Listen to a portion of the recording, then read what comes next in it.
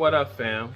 Welcome to Living for You, the YouTube channel. It is me, Dr. Larry. I'm coming on a somber note, so I'm not going to go into all my, stuff, but I wanted to get on and actually just do a little bit of a celebration of the life of DMX, who we lost Friday to a heart attack due to other things or whatever we know at the moment. And so I'm Dr. Larry, for those of you who are new. I am a certified life and spiritual coach. I am also a business owner, so you can find out everything you need to find out about me at www.liveforyoucoaching.com. You can also follow me on social media at Dr. Larry Smith on Instagram and on Facebook and Google. You can find a lot of stuff out there about me. So let's just get right into it, because I think this is important. And I know people look at me and they say, he doesn't like DMX, he's not a hip-hop person. But actually, I'm very much a fan of hip-hop, both old, and there are some of the new artists that I like. And in fact, in the late 90s, early 2000s, I actually was young, fell into a hip-hop phase, and so I was listening to all matters of hip-hop. And one of my favorite artists at the time was DMX. And I liked DMX because, one, I thought he was a gifted rapper, a gifted lyricist, a poet. But then on the other hand, I also thought that he was tormented, right? And at that time, I was tormented. He was challenged, and at that time, I was challenged. And so he kind of spoke to me. And that is kind of what I see when I think about DMX. Like, when I think about who the man was, he had many, many, many challenges. From drug usage to childhood neglect to abuse to loneliness to anger to a lot of things. And so he was able to not only live in all of that stuff, but somehow use his art as a way for others to find healing. And I use the example of the broken vessel, right? Just because a vessel is broken does not mean it can't contain water for other people to consume. And DMX totally represents someone who was a broken vessel, but he wasn't able to handle and to deal and to heal from his brokenness, his broken pieces, but he was able to contain just enough wisdom and knowledge and energy to feed into the lives of millions of other people he would never meet, so that they can find their healing. That is someone that I believe is truly a spiritual gift, right? A spiritual being embodied. Even if they may not know themselves, that is a spirit. You're an embodiment of spirit, and you don't even have to know you're an embodiment of spirit. And so he was able to do that. Very, very much someone who lived longer in a former life. That what he had came, he just couldn't control what he had to control his vices or his issues or whatever he had, his traumas. He never heals from his traumas. And so he represents, like I said, that broken vessel that fed into so many people, either knowingly or unknowingly. They say he was religious, and I believe that, because I believe that his challenges and his things that he dealt with moves you in one or two directions. It moves you to complete chaos, or it moves you to spirituality. And for him, it moved him in both directions in many ways.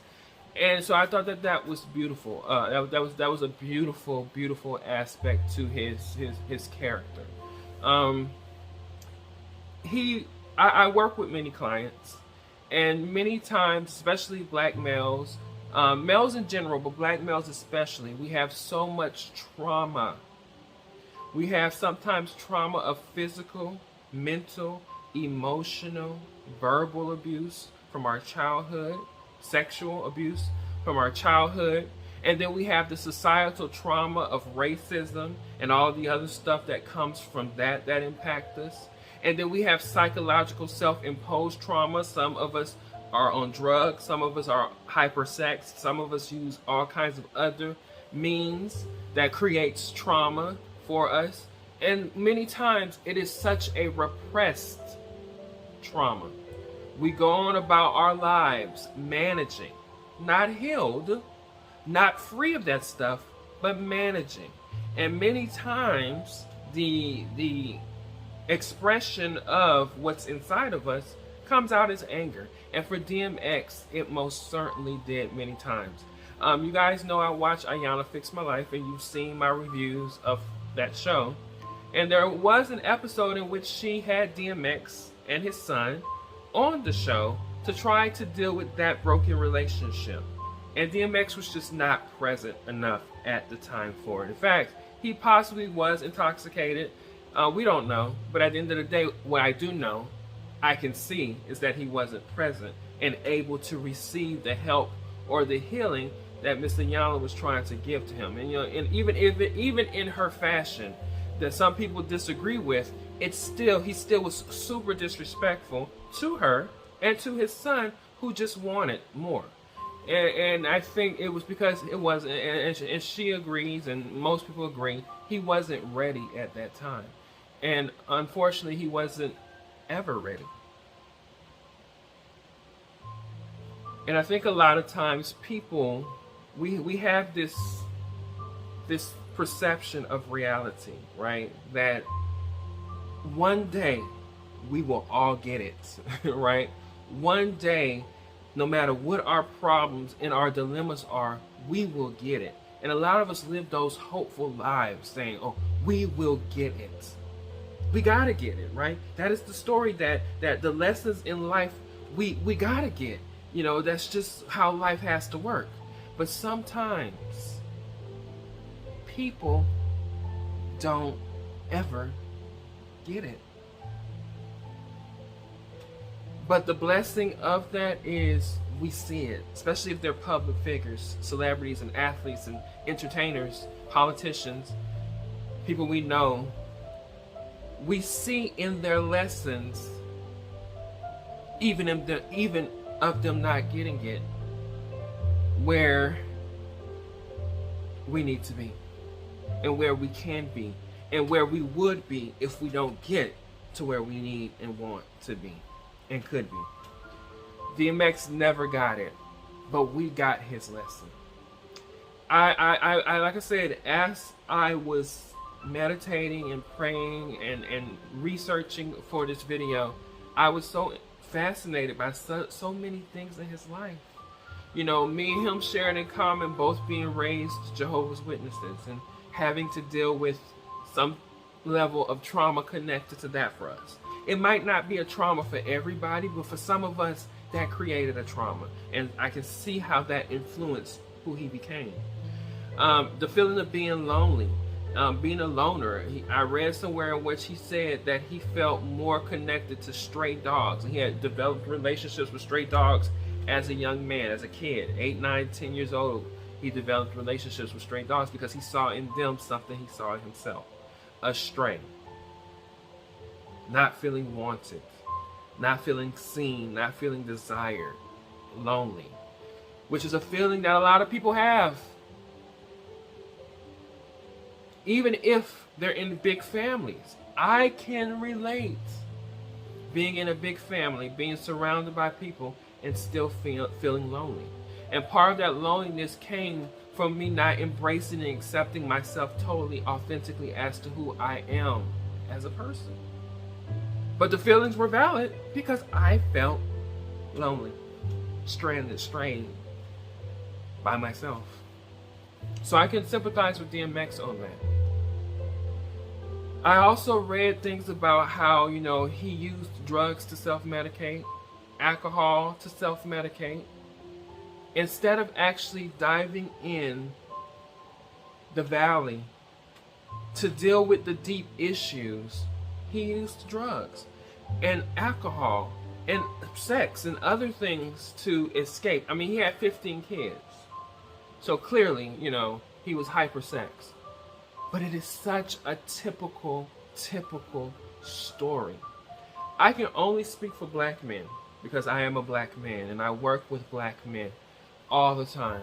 And I know that this story is not an abnormal story.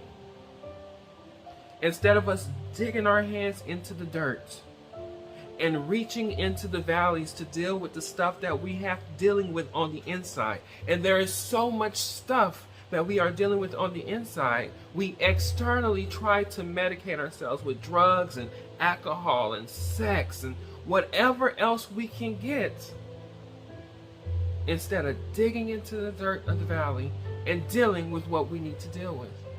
So, and DMX did that.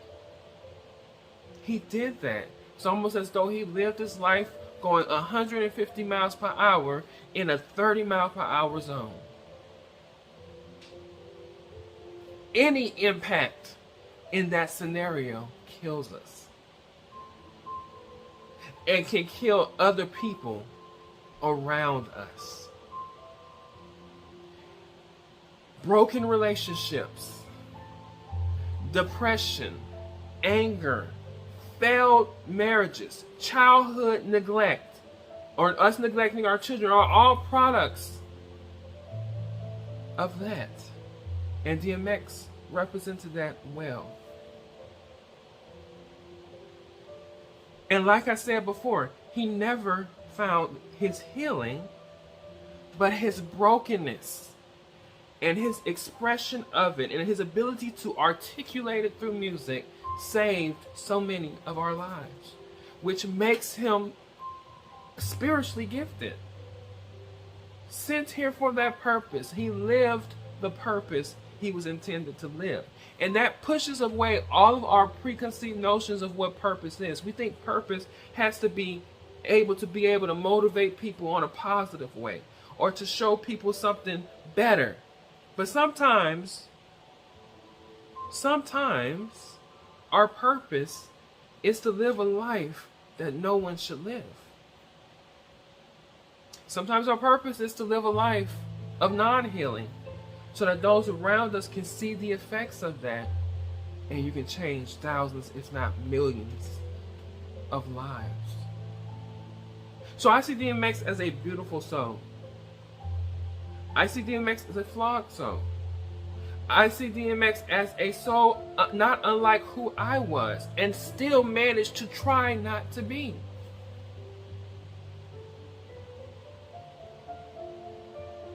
Suffering, but living. Existing and going. That is what I see. And like I said, just reading about him. I mean, I literally, you guys, when I prepared for this, I literally read so much stuff about him. His father neglected him and left the family. He had siblings. He tried to do more. Got into rap. Was homeless. Just so much. And then I listened to his music because I still like some of his music. I listen to his music and I can hear in the melodies, in the lyrics, in the grunts, all that he was feeling internally. And the only way he could express it healthily was through his music. Music kept DMX alive for the 50 years that DMX was alive. Because if left to the devices or the vices of his own self, he would have been dead a long time ago. And there are so many people that I work with that I know who are left in that place that if they don't have an outlet to release this stuff internally, God forbid. That is why it is so important for us as men of color,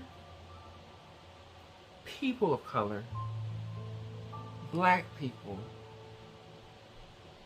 to be able to open up so that we can give light into all of the stuff that we are dealing with on the inside. And like I said before, it's a lot. But if we never speak truth to it, if we never dig into the soil of the valleys and get to it, we will be hurt and traumatized forever. And we will go on hurting and traumatizing other people. DMX will rest in peace. Because what he needed to do on this planet, he did. And I know wherever in the afterlife that DMX is, it's all good. It's not unsettled. We have to be able to understand that we only knew of him as a public figure. Be the inner person, the people around him knew. And they're going to definitely miss that person. So we have to also put that into perspective. I want to personally say thank you, DMX.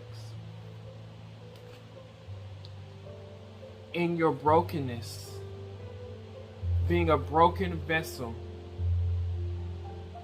you gave into a young teenage boy trying to discover himself while angry, being traumatized after being abused and being hurt, not even knowing your backstory. Then you gave me healing within it. And I'm not going to say everything I got was positive, but the healing was definitely a positive aspect of it, because it led me to the journey that I'm on today, and that's leading me to the journey that I will be on tomorrow. So you've done what you needed to do for me and for millions of other people. So thank you. You will rest in peace. I don't like to say rest in peace because I know that's going to happen for whomever. Because there's nothing toxic about death. There's nothing disheveled or unstable about death. It's peace. It's peace. So he is in peace. And you had that. Thank you, DMX. And anybody who has been impacted by DMX, if you're watching this video and you feel what he feel on the level that he felt it, because you've been through some traumas, you've been hurt, you've been crushed, your spirit has been annihilated, it's still there. You don't have to sit into it alone. You got people like me and so many others who promise to walk with you. Because not only do we have a head knowledge of where you are, we have a heart and an actual history of being exactly where you are. Get the help. Release. Don't walk around living with so much stuff on you. It's too much stuff coming at once. Do not take it and hold it and package it, because it does come out. So why not facilitate it coming out in a healthy way? That's it. I don't want to go too deep. I actually wanted to cry, and I caught myself a few times because I know the story. I am the story. Black man, you are the story. It's so much.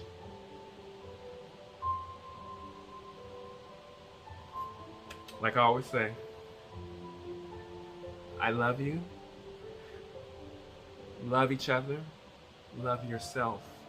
And I will see you in the next video.